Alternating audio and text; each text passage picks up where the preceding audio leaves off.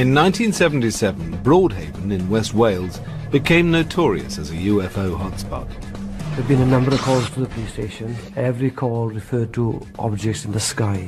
Dozens of witnesses claimed to have seen mysterious lights and objects around the village. It was an orange object, which seemed to be split into several... one or two segments. Yeah. The number of sightings left locals shocked. What on earth was that? Experts baffled. We could offer no explanation. And even sparked a Ministry of Defence investigation. The Ministry don't tend to do investigations of UFO sightings. It's extremely unusual. The phenomenon would become known as the Broadhaven Triangle.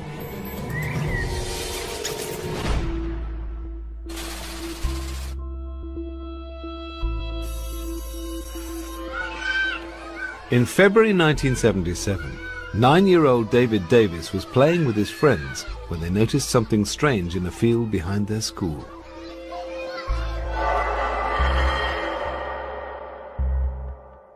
A silver cigar-shaped object, about the size of a bus, popped up from behind some trees as if it was trying to take off. I don't know whether it was stuck, but it seemed to pause for about 2 or 3 seconds and then disappear back behind the trees again.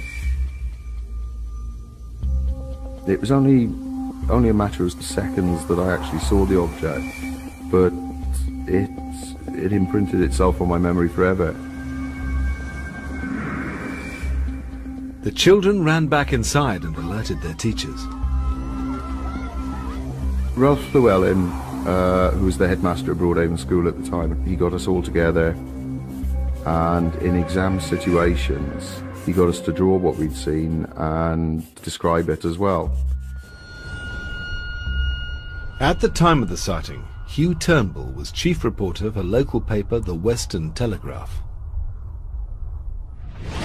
I had a call to say that the children at Broadhaven School had seen something remarkable.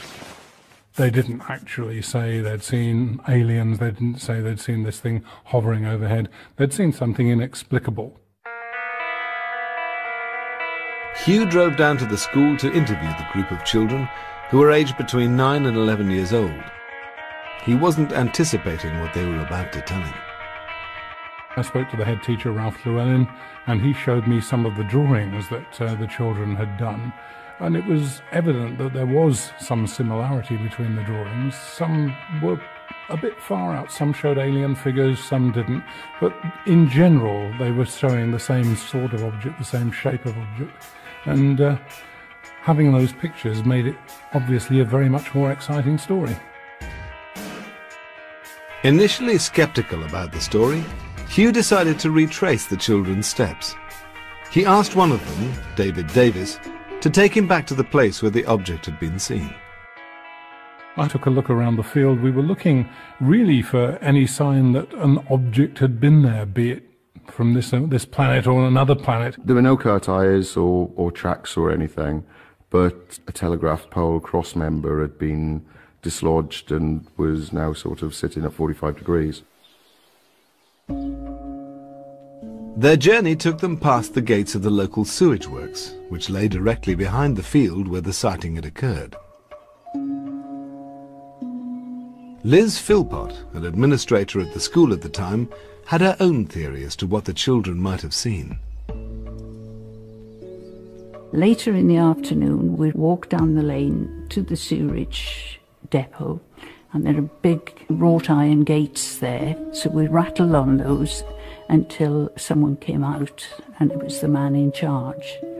And I asked him in confidence to tell me whether or not his men had driven a tanker down into the field. And he said, absolutely not. No way could we get down there. I think these children, whatever they saw, it was something unusual, and a sewage tanker I don't think would have fitted into that category. Also, it would have been a very difficult place to get a sewage tanker into because it was steep. I think the weather had been wet, so there would have been signs of tyre tracks. Many of us came from farming backgrounds, so we knew it wasn't anything agricultural. Persuaded by the children's testimony, Hugh decided to run the story. I think I recognised immediately that this was a much bigger story than we'd had previously about UFOs. I don't think I realised how the story would take off and it would become a major international news event in the way that it did.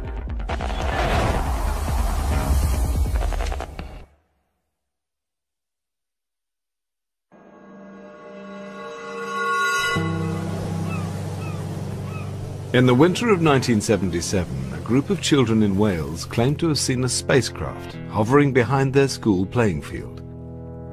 When the story hit the newsstands, Broadhaven, a small seaside village with only 600 residents, suddenly found itself the focus of intense public interest.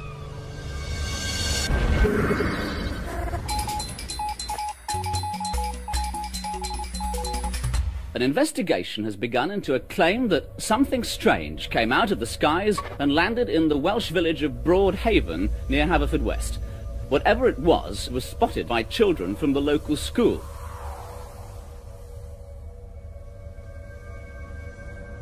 We just couldn't carry on normal lessons. The phone was going off every couple of minutes. We were even getting researchers and interviewers from as far afield as Australia, New Zealand, America, all wanting to talk to the people who'd seen the flying saucer. The incident at Broadhaven Primary School appeared to be a baffling one-off event.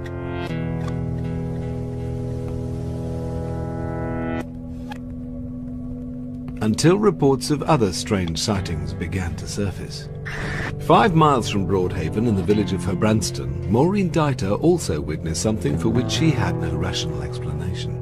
I was out one day during the week having a bit of fresh air at night, and I happened to look up in the sky and I saw this cylindrical object with lights on it, and it was going very fast. So it was only a question of really seconds that I actually saw it. And I thought, what's that? I couldn't believe my eyes. The village of Littlehaven lies 1 mile down the coast from Broadhaven.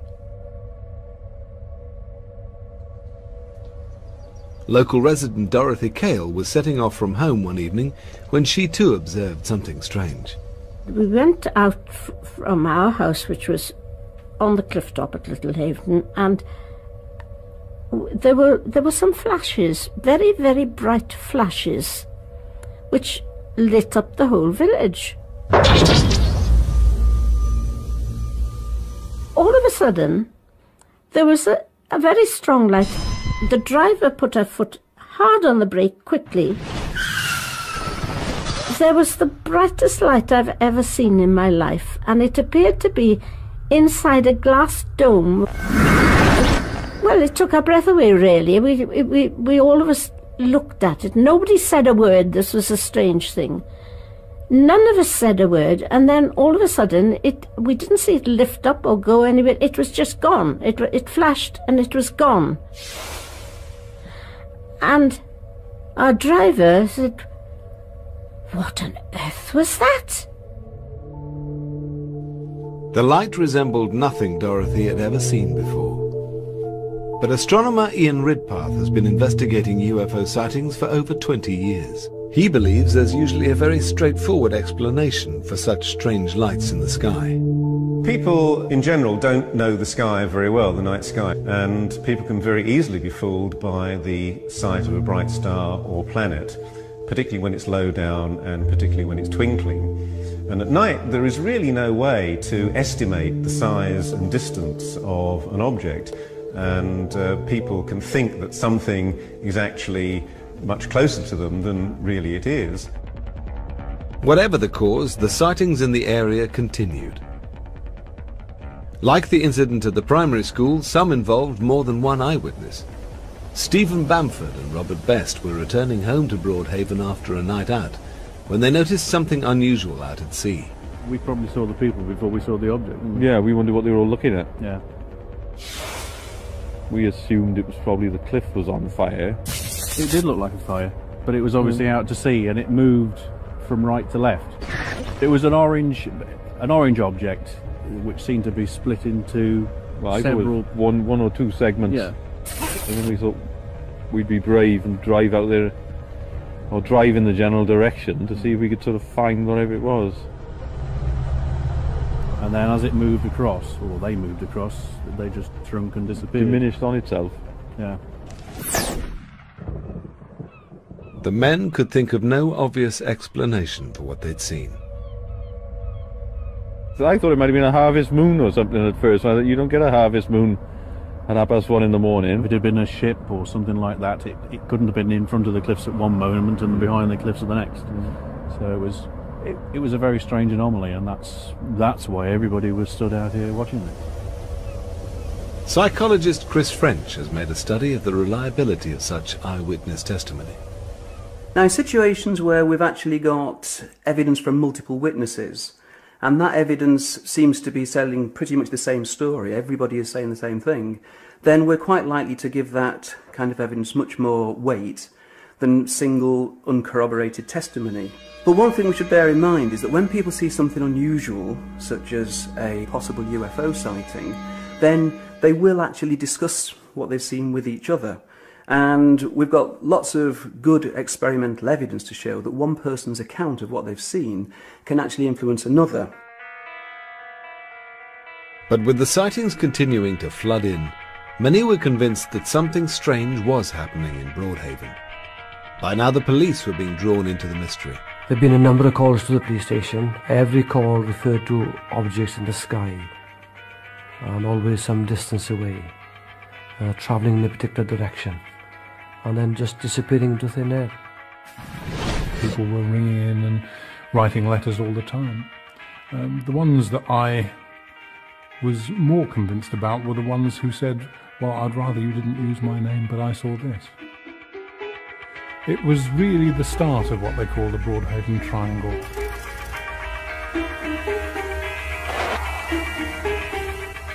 They call it the Broadhaven Triangle, an area here in Pembrokeshire where sensible, down-to-earth people are constantly seeing strange objects in the sky, mysterious lights. It's an area where an entire classroom of schoolchildren saw from their playground a UFO.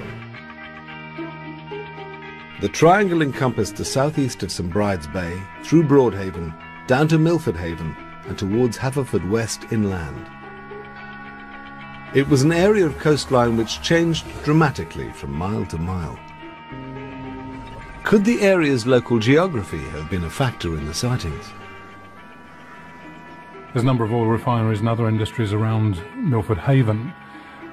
Flares at night and odd-shaped plant, but people around here would have been very familiar with that. Those had been there for many years before anybody started seeing UFOs. The number of sightings reported in the area meant that what had begun as an intriguing local story was turning into a much bigger phenomenon.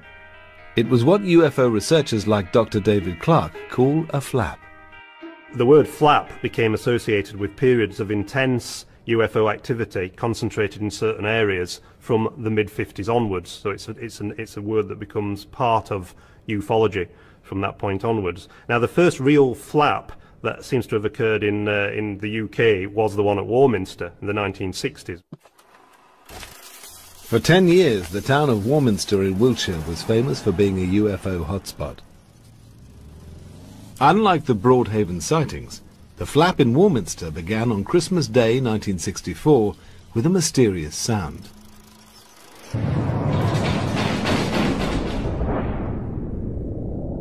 People were reporting hammering noises, things shaking the roofs of their houses, machinery type noises going overhead, and when they came out and had a look, nothing was wrong. By May 1965, reports of lights in the sky had begun to surface. Local journalist Arthur Shuttlewood connected the lights and sounds, and the Warminster Thing was born. He was writing for the local newspaper, and he got more and more obsessed with this and went out sky watching himself. The more he wrote about it, the more the story became part of the local legend, and lots of other people then started saying they'd seen things. It was the sheer number of sightings that made Warminster unique. We are stood here on Cradle Hill, which was the main skywatching location. And every weekend, every Saturday throughout the 60s and the 70s, there could be up to 50 or 60 people up here, observing and watching for the thing. Kevin Goodman was one of those who took to the hills, travelling to Warminster to investigate the phenomenon. It was very much a communal thing.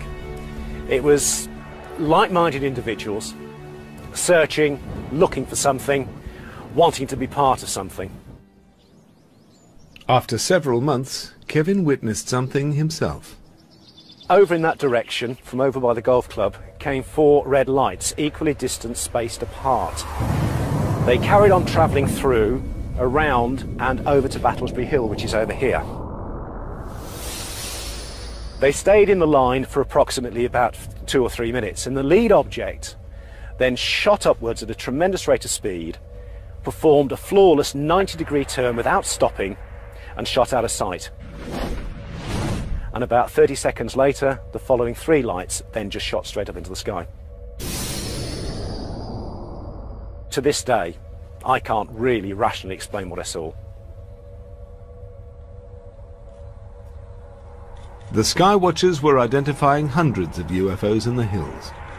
But how reliable were their reports?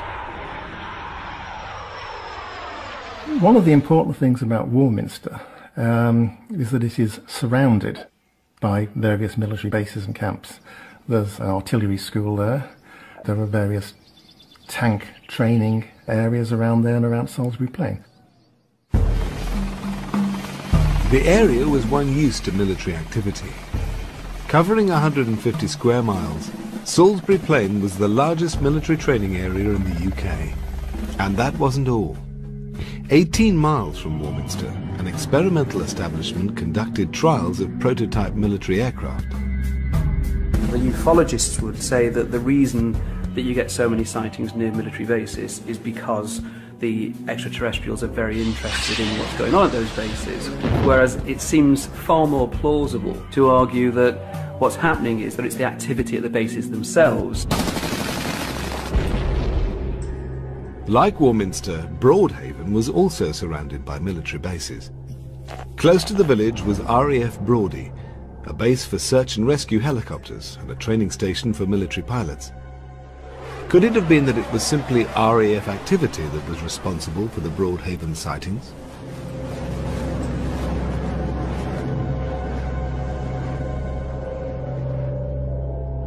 Well, Brawdy at the time was a very, very busy base. It had aircraft taking off and landing as frequently as Heathrow Airport at some times of the day.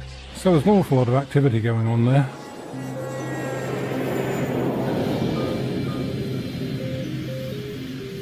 As RAF Brawdy's community relations officer at the time, squadron leader Tony Cowan found himself fielding calls from anxious locals who'd seen things around Broadhaven they couldn't explain. We had a look at the flying programme, which was easily accessed, and see if we could relate the time of the incident or the reporting to the time of activity that was taking place at our airfield or indeed in our area. Sometimes the answer was obvious. Apart from the training of the jet pilots, there would have been exercises involving our local search and rescue helicopter unit, the local lifeboat stations and the Coast Guard as well. I can remember at least on one occasion it was quite a big exercise involving all those people plus a Nimrod patrol aircraft to carry out a search, and it did take place at night, and the Nimrod was dropping flares to illuminate the area so that the lifeboat could spot the target. But Dorothy Cale, who'd witnessed strange lights near her home in Littlehaven, wasn't convinced this was the explanation. We could see Brawdy Airfield quite clearly, so we were very well used to seeing all sorts of lights and flares and things like that. It was nothing like anything we had seen out to sea or across the airfield. And RAF flight records didn't always prove conclusive. On some occasions we were able to explain by relating the time and the date to known air activity. On other occasions, we could offer no explanation. I think to the people that saw something, they will always remain a mystery. RAF engineer Gordon Bowden was stationed at Brawdy in the late 1970s.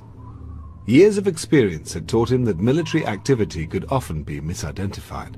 Helicopter beams, searchlight patterns can appear very strange depending on the compass direction that the helicopter is operating from and the search pattern that the helicopter is conducting. And to the untrained eye, you'll get a visual which will look like a ball of light, and then if it moves a different pattern, you'll get the beam. But not all the UFO sightings around Broadhaven were witnessed by untrained civilians. Gordon also witnessed them himself. On 2 occasions at Broadhaven, I did see strange lights out at sea. These lights that I saw accelerated with such phenomenal speed. I cannot explain what they were, but my military training would have said we had no aircraft at that time that could have travelled that fast and changed direction so quickly, because it would have killed the pilots. If flight activity at the RAF base couldn't explain all the Broadhaven sightings, then what could? Brawdy was not the only military establishment in West Wales. Less than 500 metres away lay a secret facility. It was run by the United States. US military bases have been connected to some of the most celebrated and well-documented UFO incidents in Britain. Yeah, it's a strange, small red light. Weird. It's coming this way. It is definitely coming this way. Could these American bases provide any clues to what was being witnessed on British soil?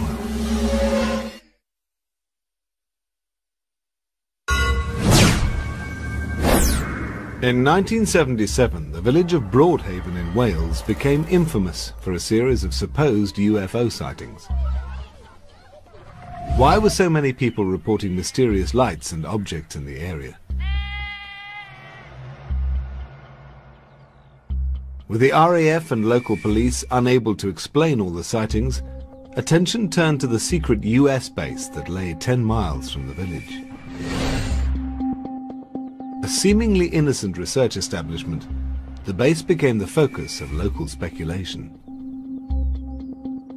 It was a top-secret establishment, and those people that that worked within the facility were very strict with their security codes. They were very hush-hush about what was going on there, and if you rang them up, somebody would say, US Navy Brawdy, this is not a secure line. Why were they worried about secure lines if it was just an oceanographic research establishment? It wasn't the first time on British soil that there had been strange phenomena sighted around a US military base. On 2 occasions, US air bases in Suffolk had been at the centre of supposed UFO activity. The first sighting took place in August 1956, when radar personnel at US Air Force bases Bentwaters and Lakenheath observed something strange on their screens.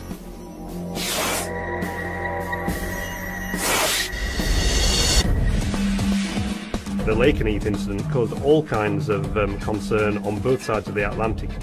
The Americans alerted the Royal Air Force.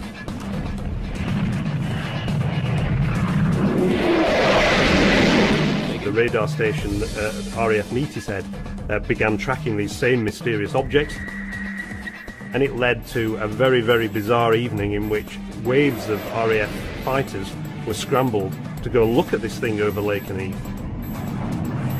2 aircraft gave chase, but failed to intercept or identify the object. Running low on fuel, they returned to base and the object disappeared from radar screens.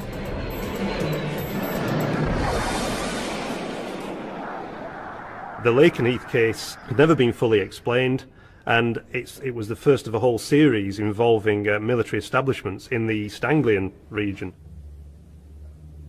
Nothing else significant was reported in the area for 25 years, until the night of December the 26th, 1980. Local garage owner Jerry Harris lived next to the joint US Air Force bases of Woodbridge and Bentwaters. He was returning home when he noticed some peculiar lights above him. My wife turned to me and said, "They're helicopters." So I said, "No, they're not." I said, "Because they're helicopters, they're going to crash into the trees." The lights were hovering above Rendlesham Forest, which lay between the bases. What no one realized at the time was that this was to become one of the UK's most iconic UFO encounters. And they kept moving about. They went sort of downwards and then disappeared. All of a sudden this thing came out of the trees. When it got to the top of the trees, it took off and flew up into the sky, straight as an arrow, and disappeared out of sight, and I couldn't see it anymore. Jerry decided to investigate the mysterious lights. I went round in my van to have a look, and I was stopped from going into the forest by an English policeman and a military policeman. They're both together, and they said I couldn't go through the forest, so I had to turn around and come back. Jerry put the sighting out of his mind, and the Rendlesham incident seemed forgotten. Then, 2 years later, the story resurfaced after an anonymous tip-off to a national newspaper. It was in 1983 that the story first broke and became headline news. The News of the World got hold of this story and put it on the front page. A UFO lands in Suffolk, and that's official. This blew the story wide open. Nick Pope used to run the British government's UFO desk at the Ministry of Defence and has investigated the Rendlesham Forest incident. With Rendlesham, what you had was a report from the deputy base commander of one of NATO's most important military establishments. And here he was saying not only had some of his personnel witnessed a UFO, but he'd seen it too. Colonel Holt is probably the most senior military officer ever to have gone on the record with a first-person written account of a personal UFO sighting. With the story now out in the open, an extraordinary piece of evidence was released by an officer from the Woodbridge base. A tape recording of Colonel Holt's investigation. Colonel Holt took a small team of men out into the forest to investigate, and he recorded his observations as he went out into the forest. You saw a light there. Where? Through the head off my flash right there. There it is. Hey, I see it too. What is it? We don't know, sir. So can I get some of it? Yeah, it's a strange, small red light. Weird. It's coming this way. It is definitely coming this way. Pieces of it are shooting off. There is no doubt about it. This is weird. You can hear the tension in Colonel Holt's voice. You can hear the tension actually in all of Holt's team. Okay, we're looking at the thing. It looks like an eye winking at you. It sort of has a hollow center, a dark center. It's like a pupil of an eye looking at you and winking. This is unreal. We're turning around, heading back toward the base. These are not people who mistake aircraft lights for something more exotic. When these people say, and go on the record as saying, we experienced something above and beyond anything we've ever seen before, you can take that to the bank. A UFO sighting made by several credible military witnesses made the Rendlesham story unique. Astronomer Ian Ridpath has investigated a number of UFO cases and was keen to get to the bottom of the airman's sighting. When the Rendlesham Forest case hit the headlines in 1983, I realized that I actually had to take this case seriously because it had apparently very good evidence. But conversations with locals soon convinced him that the Rendlesham case was not all it at first appeared. From the position in the forest where they saw their flashing UFO, you can actually see straight to the Orford Nest lighthouse, which appears to hover between the trees, not very far off the ground. And as you move towards it between the trees, the light seems to recede in front of you, which is exactly the effect that the airmen reported as they moved towards this flashing light, but they never actually got to it because it got further and further away. I've been to Rendlesham Forest at night, and anyone who's been to Rendlesham Forest at night and has seen the lighthouse will realise that it's a tiny pinprick of light in the distant horizon. There's no way that Holt and his team could have misidentified that for something more spectacular. Jerry Harris and the US airmen had reported that the lights in the forest had moved in strange directions, but this too could have had a rational explanation. I knew from experience that bright meteors or fireballs, which are natural pieces of debris from space burning up in the atmosphere, can give the impression that something has come down quite nearby. I was able to find from the British Astronomical Association that indeed a bright fireball had been seen at that same time that the men had seen something apparently descending into the forest. Ian Ridpath's evidence suggested that the UFO was nothing more than a combination of unusual but naturally occurring phenomena. It appears to be an absolutely superb, almost inexplicable case, but when you look at each of those aspects individually, there is a rational explanation for each of them. But this conclusion didn't satisfy everyone. If the lights did have a rational explanation, why were the Americans so reluctant to discuss it? All the Americans I knew from the base, and none of them would talk about it at all. They weren't allowed. And they had strict instructions from up above not to talk about it. So I couldn't find anything from them whatsoever. They were just trying to cover it up. When a wave of UFO sightings had hit Broadhaven in West Wales in 1977, attention had also turned to the US military. Not far from the village lay a secret US base. When strange lights and objects were reported in the area, speculation grew that the Americans were developing secret, state-of-the-art military technology. Nobody really knew what was going on there. So I think it's quite a possibility that all this could be linked to some sort of military activity. But when the base was deactivated in 1995, the truth about the Americans' activities was finally revealed. As it turns out, they were listening for Russian submarines at the height of the Cold War. Far from developing prototype weaponry, the mysterious building had housed nothing more than banks of computers and monitoring equipment. This revelation put paid to the theory that the mysterious lights in Broadhaven had come from the secret US base. But the sightings were about to take a bizarre new turn, with accounts of more than just unexplained lights in the sky.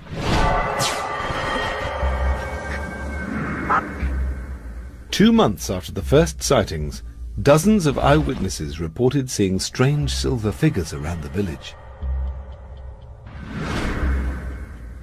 Police officer Ernest Jones personally investigated one of the sightings. A call came into the control room there, and I happened to be in the station.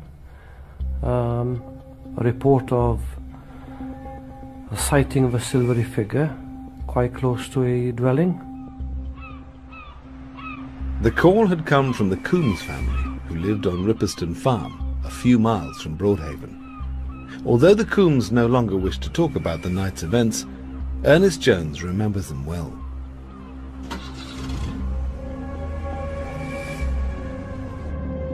So here I was going to a farm on a dark night, in the middle of the night, not knowing exactly what to expect, but expecting to get close to something that nobody knew nothing about. So a few things were going through my mind. We arrived in the yard, went to the front door, doors open, we went in. There's a family there, established her husband and wife, spoke with the wife.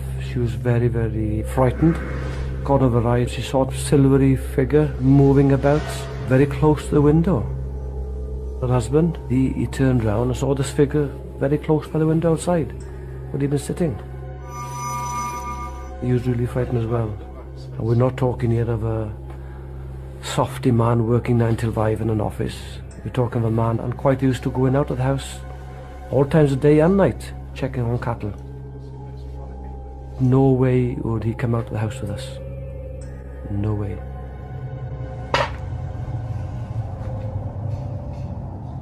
So went out, had a look around the house, round the back,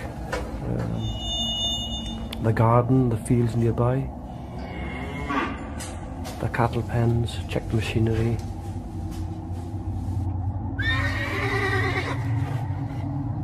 With the silver figure nowhere to be seen, P.C. Jones returned to the house and made arrangements to evacuate the family. From the condition they were in that night, especially Mrs. Coombs, she didn't feel safe, and she didn't feel the house was safe for the family. The Ripperston Farm incident was not an isolated one-off. Reported sightings of strange silver figures were taking place all over the area. With the mystery deepening, the investigation would now step up to a new level.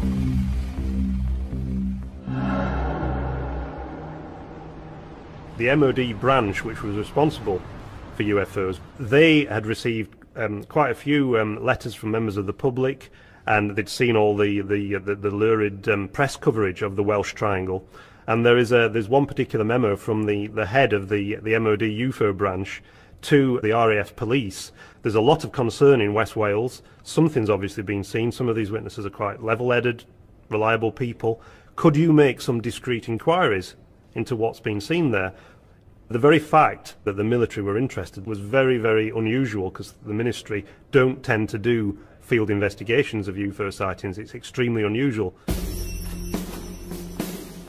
The Broadhaven Triangle was now being taken seriously at the highest level, and an MOD investigation was underway. Its conclusions would be completely unexpected.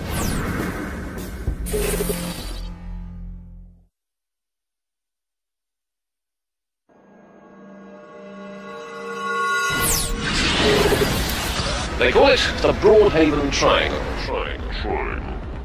In 1977, Broadhaven in West Wales became known as a hotspot of UFO activity. Claims of lights, strange objects, and even silver figures were being made by dozens of local witnesses. 6 months into the sightings, the MOD decided to launch an investigation. In itself an unusual occurrence, and something not made public for nearly 30 years. Before the Freedom of Information Act came into force, you have to remember that the default position of the Ministry of Defence, an inherently secretive organisation, was to say nothing. In 2005, the Ministry of Defence's report on this incident was finally made public. It does look as if some discreet inquiries, as they described at the time, were made, and the answer that came back, which is mentioned in a briefing to the Defence Intelligence staff later in 1977, was that a practical joker was behind some of these more bizarre reports that had reached the ministry. The practical joker revealed himself to be Glyn Edwards, a local businessman from Milford Haven. We had a round table dinner, and the theme was a fancy dress dinner. So, as it was topical at the time, I decided to dress up as a spaceman. So I borrowed an industrial suit from one of our local suppliers. I went to the dinner, and before the dance had started, I went out to the car to remove it, but some of my colleagues said, let's go around the village. So we all jumped in the car. Bumped into a few people, turned a few heads, and after about 10 minutes we decided to go back. Going back then, we stopped outside the Haven Fort Hotel.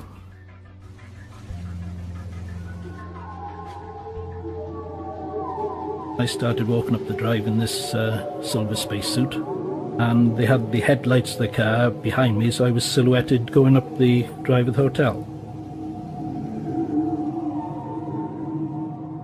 all my colleagues were hiding in the bushes at that time, and one of them said, "There's somebody in the window." I went a bit further, and another one shouted, "Oh, she's got a gun." And I thought, right, that's it. I dived under a rhododendron bush and lost my footing and rolled all the way back down to the road. One of them said, "Let's do it again." I said, "Not so likely. If she's got a gun, I'm off." So then we went back to the hotel, changed out the suit, and we just carried on with the dinner. With such an obvious explanation for the Little Haven sightings, why were so many people willing to believe they'd witnessed something extraterrestrial? We know that eyewitness testimony can be very, very fallible. People genuinely and sincerely believe that they've seen something that day which defies any conventional explanation, but the evidence from psychological studies would suggest that we should actually take those accounts with a pinch of salt. But the hoaxer has always denied responsibility for one sighting, at Ripperston Farm. P.C. Jones, who investigated the incident, has kept an open mind.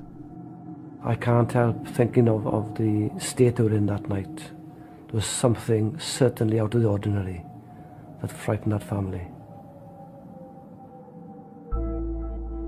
As 1977 drew to a close, the number of UFO sightings in the area began to decline, and the unusual events were consigned to memory. Given the large number of people who saw it and the number of pretty intelligent people who came forward and said they'd seen something, I think most people think there must have been something behind it. Not necessarily flying saucers, but something. Because we didn't know what it was, we just sort of ignored it and decided if we don't know what it was, we can't talk about it. And it just, that was it. It just went away, really.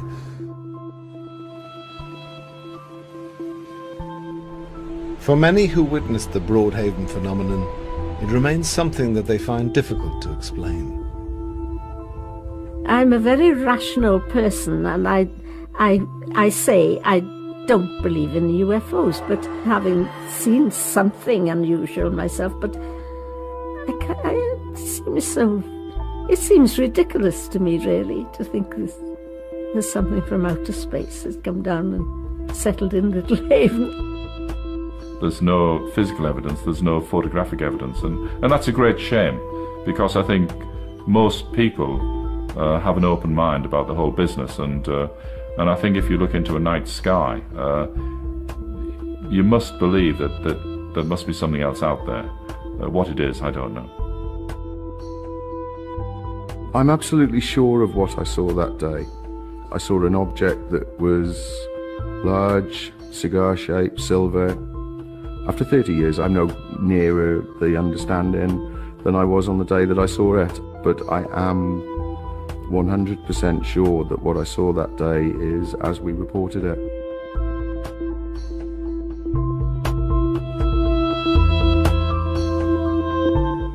We follow 3 women who decided to forgo traditional medical care and have their babies at home with no professional assistance or pain relief. Extraordinary People next sees just how they got on.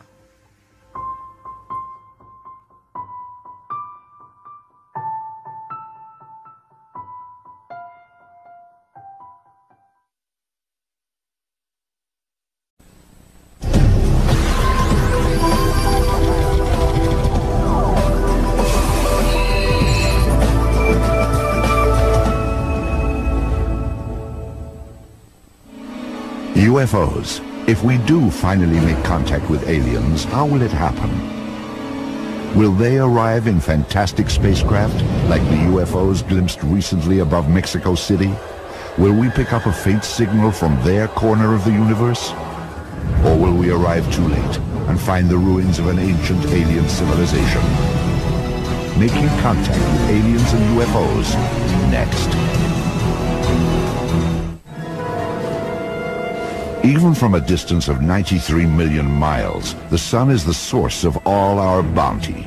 Without its warming rays, the Earth would be a lifeless hunk of rock, orbiting silently in the vacuum of space.